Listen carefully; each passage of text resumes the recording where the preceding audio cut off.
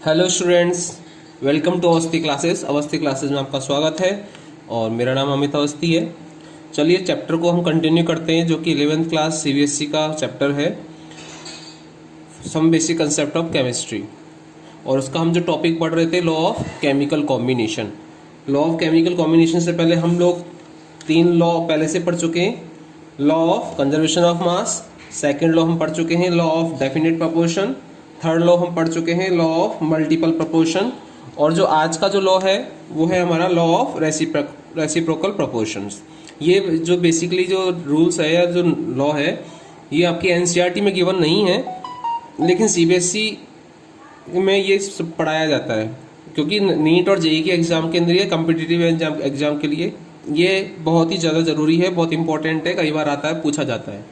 तो चलिए स्टार्ट करते हैं लॉ ऑफ रेसिप्रोकल प्रपोर्शन। तो ये सबसे पहले अपने मैं बता दूं आपको कि ये रिस्टेयर ने दिया था, जो कि 1792 के अंदर दिया था, राइट। इसके according when two element combined separately with a fix mass of third element, then the ratio of mass in which they do so bear a small whole number ratio to the ratio of mass in which they themselves combine। थोड़ा सा confusion वाला सा है, अच्छे से थोड़ा सा एक बार दो बार अपन बार बार रिपीट करेंगे थोड़ा सा, तो हमें समझ में इजीली आ जाएगा। देखिए क्या कहना चाह रहा है ये कि when two elements combined separately, दो एलिमेंट अगर सेपरेटली कंबाइन करते हैं किससे, with a fix mass of third element, तीसरा कोई एलिमेंट जिसका मास फिक्स होना चाहिए, उस फिक्स मास वाले थर्ड एलिमेंट के साथ में अगर दो एलिमेंट कंबाइन किए जाते हैं separately, then the ratio of mass, तो उस मास का जो रेशियो है, इन which they do so beer, जिसमें वो एक दूसरे के साथ हैं, small whole number ratio to the ratio, एक स्मॉल होल नंबर के अंदर रेशियो आएगा अगर वो मास किसके साथ में होगा, खुद एक दूसरे के साथ कंबाइन करते हैं उनके मास में जो होता है। क्लियर। चलिए इसको एग्जांपल से अपन समझते हैं कि क्या लॉ क्या कहना चाह रहा है और क्या इसके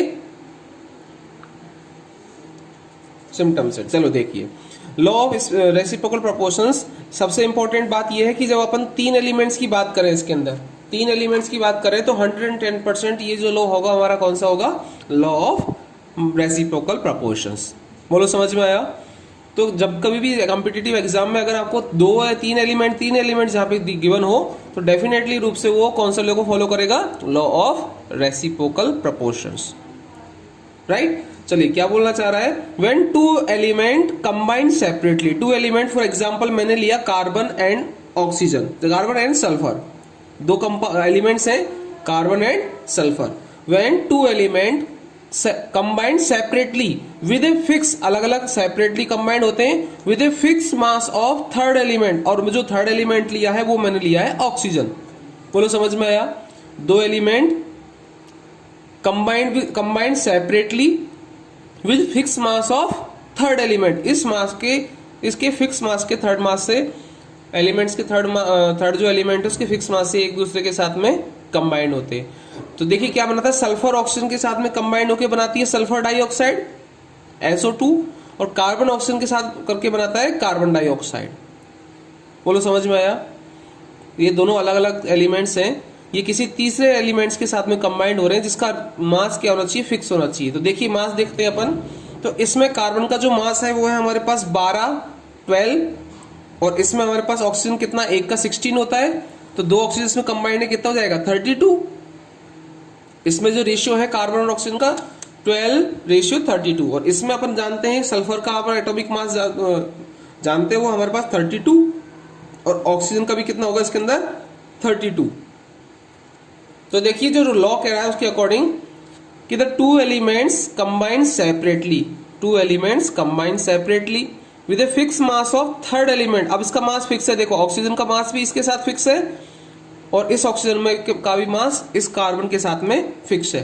तो ये इस फिक्स मास वाले थर्ड एलिमेंट के साथ में जब कार्बन और सल्फर कंबाइंड होते हैं, right, third element, then the ratio of mass in which they do so, the ratio of mass in which they do so, इसका मतलब क्या हो गया, कार्बन और सल्फर का जो कंबाइंड जो मास होगा, कार्बन और सल्फर का जो मास होगा 12:32, ये जब ये एक दूसरे के साथ में कंबाइंड होते हैं, उनके मास के सिंपलेस्ट होल रेशियो के इक्विवेलेंट होगा। वो जो रेशियो होगा उनका सिंपलेस्ट होल नंबर होगा। कैसे? चलो देखिए क्या बोला जा रहा है कि then the ratio of mass in which they do so, ratio of mass in which they do so. So we can say कि carbon and sulphur combine separately, एक दूसरे के साथ कंबाइन सेपरेटली हो रहे हैं with fix mass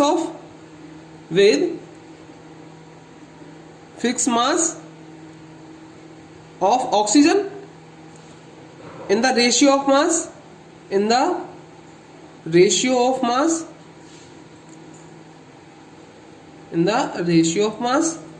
carbon ratio sulphur, इनका जो रेशियो होगा वो कितना है हमारे पास, कार्बन और सल्फर का जो रेशियो है वो कितना होगा हमारे पास 12:32। ये 12 है हमारे पास और ये कितना है 32। तो सिंपलेस्ट रेशियो जो है इसका वो कितना देगा 3:8। बोलो समझ में आई बात? ये इसका जो सिंपलेस्ट रेशियो कितना है 3:8। अब आगे क्या बोल रहा है कि so bear the small whole number ratio to the ratio of mass in which they themselves combined. ये अगर एक दूसरे के साथ में कंबाइंड होते हैं तो बोलो क्या बनाएंगे ये CH2 carbon disulphide. Yes, carbon disulphide बनाएंगे। तो the ratio of mass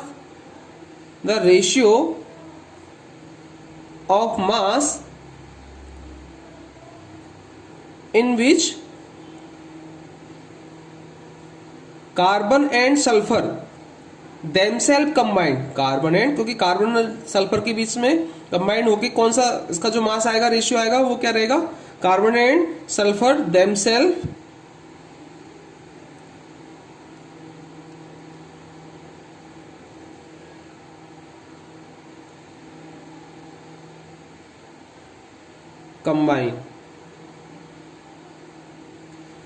combine. वो कितना होगा, कार्बन रेशियो सल्फर का जो रेशियो होगा वो 12:64। हाँ जी, कार्बन का एक कार्बन कितना है इसमें CH2 के अंदर, अगर CH2 की हम बात करें, कार्बन का 12 और सल्फर का एक का 32, तो दो सल्फर का कितना हो जाएगा बेटा 64। बोलो समझ में आया? चलिए, तो 12:64, इसका जो सिंपलेस्ट रेशियो आएगा वो क्या हो जाएगा बेटा 3:16। बोलो क्लियर है, समझ में आई बात? तो 3:16। अब ये क्या कहना चाह रहा है, अकॉर्डिंग टू दिस लॉ, देखिए यहां तक समझ में आ गया। When two element combine separately with the fix mass of third element oxygen, then the ratio of mass in which they do so 12:32, in which they do so bear a small whole number ratio of mass in which they themselves combine। इसके मास के, इसमें भी carbon sulphur है, इसमें भी carbon sulphur है, इन दोनों का जो सिंपलेस्ट होल नंबर रेशियो निकलेगा वो क्या आएगा, अपन जो ये रेशियो होगा कार्बन और सल्फर का, उसमें रेशियो में डिवाइड कर देंगे इनका, तो क्या होता जाएगा 3/16। बोलो समझ में आया? जब इसको अपन सॉल्व करते हैं तो 3/8 मल्टीप्लाई बाई 16/3। बोलो क्लियर है? ये समझ में आया? इसको अपन क्रॉस करेंगे, 8 1 जा 8, 8 2 जा 16। जो रेशियो जो आया 2:1, जो कि सिंपलेस्ट होल नंबर है, और जो रेशियो की बात करेंगे वो कितना जाएगा 2:1। बोलो समझ में आया? कि जब ये एक दूसरे के साथ में कंबाइन करते हैं, जब दो एलिमेंट, अलग अलग एलिमेंट किसी तीसरे एलिमेंट के फिक्स मास के साथ में कंबाइंड होते हैं, तो इनका जो रेशियो होता है, कार्बन और सल्फर का जो रेशियो होता है, वो सिंपलेस्ट होल नंबर बियर करेगा। रेशियो किसके, अगर वो एक दूसरे के साथ कंबाइंड होके जो रेशियो बनाते हैं, उन दोनों का जो रेशियो होगा वो क्या होगा, सिंपलेस्ट होल नंबर रेशियो होता है। क्लियर है? समझ में आया? एक बार इसको नोट डाउन कीजिए आप लोग, अपने वीडियोस को पॉज कीजिए, पॉज करने के बाद में इसको आराम से नोट डाउन करो। चलिए आगे। ओके, चलो नेक्स्ट एग्जांपल ले लेते हैं, दूसरे के एग्जांपल अपन यूज कर लेते हैं। इसके लिए एक और एग्जांपल से इसको अपन समझने की कोशिश करते हैं। देखिए क्वेश्चन है हमारे पास,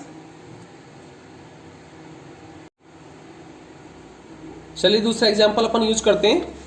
देखिए व्हेन टू एलिमेंट अपन अब की बार लिया है सल्फर और oxygen, sulphur and oxygen.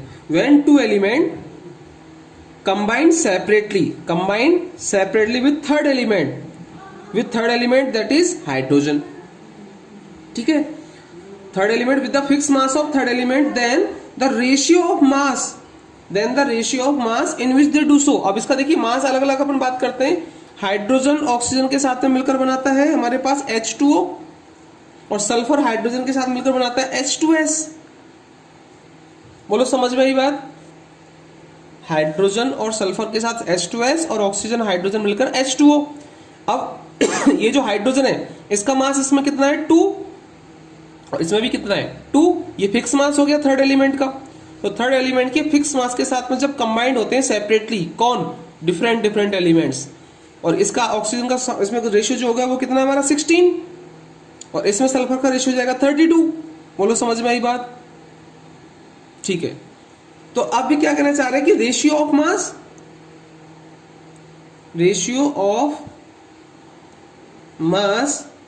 Of sulphur and oxygen with combined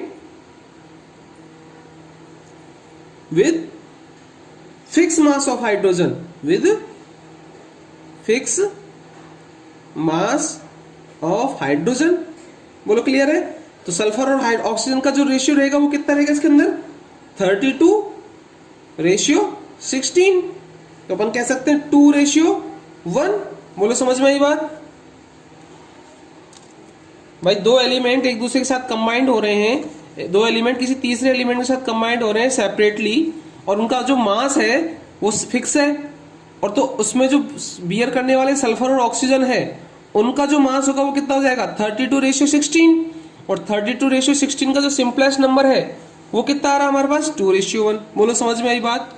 अब देखिए अगर इन दोनों का नंबर जो रेशियो है वो तीसरे इन दोनों के बीच में जो जुड़ने वाला जो कंपाउंड है सल्फर और ऑक्सीजन से मिलकर क्या बनेगा बताइए? SO2, sulphur dioxide. बोलो बनेगा नहीं बनेगा? तो ratio of mass in which sulphur and oxygen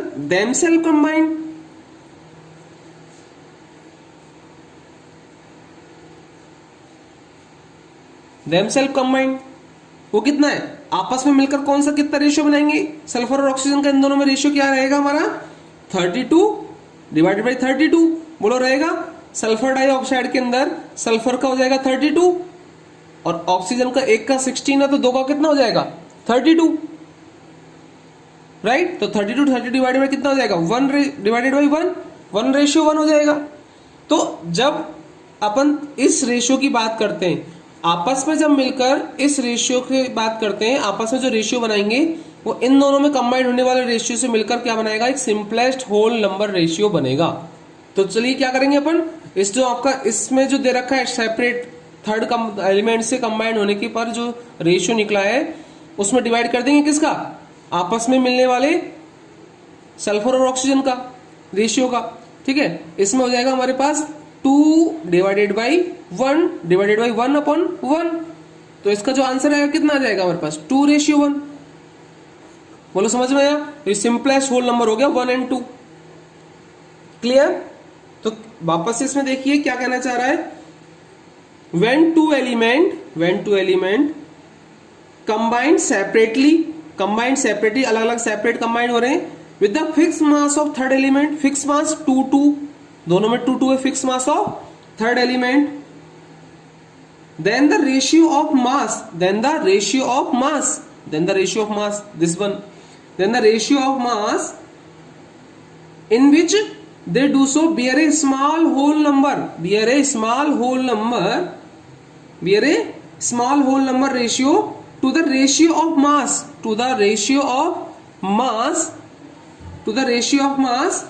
yes क्या होगा to the ratio of mass in which they themselves combine, ये एक दूसरे के साथ में कंबाइन होने वाले के मास के सिंपलेस्ट होल नंबर रेशियो में होगा। तो एक दूसरे के साथ कंबाइन होने पर 1:1, और ये एक दूसरे अगर तीसरे के साथ कंबाइन होते हैं तो आता है 2:1।